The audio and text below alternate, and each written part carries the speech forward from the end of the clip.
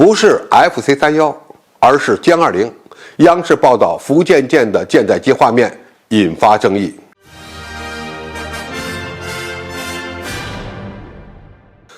观众朋友，大家好，我是付天少。在中国人民解放军海军建军节当天，央视官宣福建舰的最新进展。与此同时，在央视的报道中展示了福建舰舰载机的假想画面，在其中呢，就出现了歼20重型舰载战斗机的身影。有网友就提出疑问：歼20现身甲板，是不是意味着 FC-31的发展遇到了问题？中国舰载机的发展之路会怎么走？于是呢，看起来原本不是问题的问题，再次成为了网友关注的热点。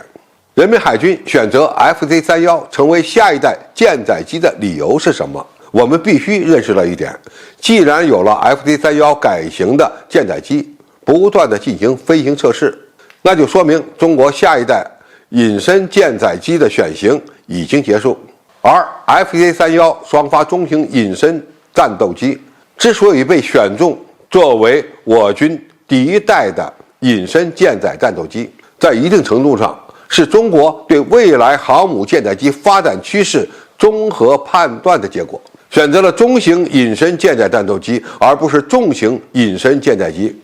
对中国来说，当下还有几个好处。首先，我们已经有了歼15重型舰载战斗机，而且技术呢相当先进和成熟，没有必要马上开发一款重型的隐身舰载战斗机来取代它。而舰载战斗机的最好选择是轻重搭配，因为中型舰载战斗机所占用的甲板面积比较小，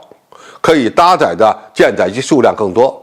而重型舰载战斗机的作战半径更大，在留空时间、作战半径、载弹量等方面都具有一定的优势。既然我们已经有了歼15，那么选择一款中型隐身舰载战斗机，应该说就比较合理了。第二， FC-31的研制单位与歼15的研制单位是一家，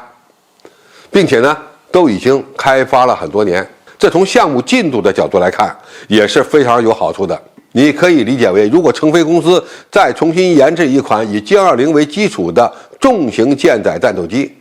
需要重新设计，这个研制周期相对来讲比较长，遇到的技术问题可能也比较多，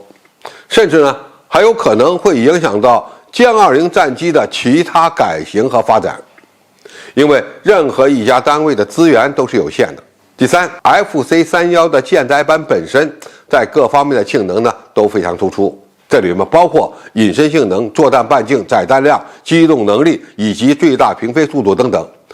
各方面都具备压制 F-35的能力。你也可以理解为 FC-31的性能完全能够满足中国航母当前对隐身舰载战斗机的需要。歼20是否有潜力成为中国下一代隐身舰载战斗机呢？当然可以。歼20作为一款采用压式气动布局的隐身战斗机，其升力系数非常高，低空低速性能好，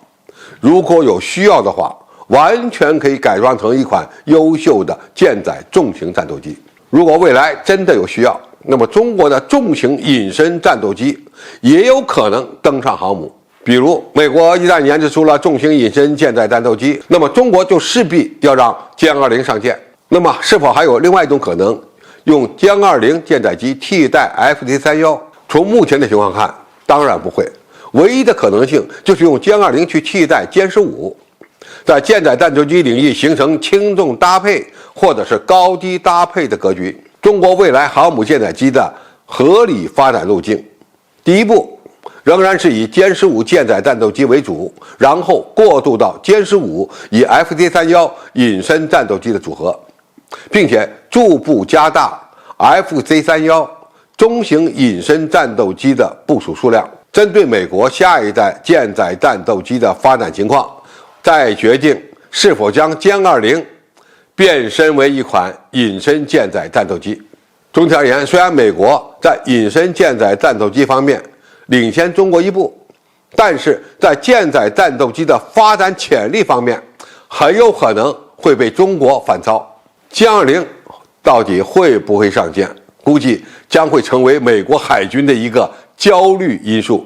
因为一旦歼20成为舰载机，中国航母对美国航母的远程作战优势将会得到进一步的体现。好，今天的评述就到这里，谢谢大家收看，我们下期再见。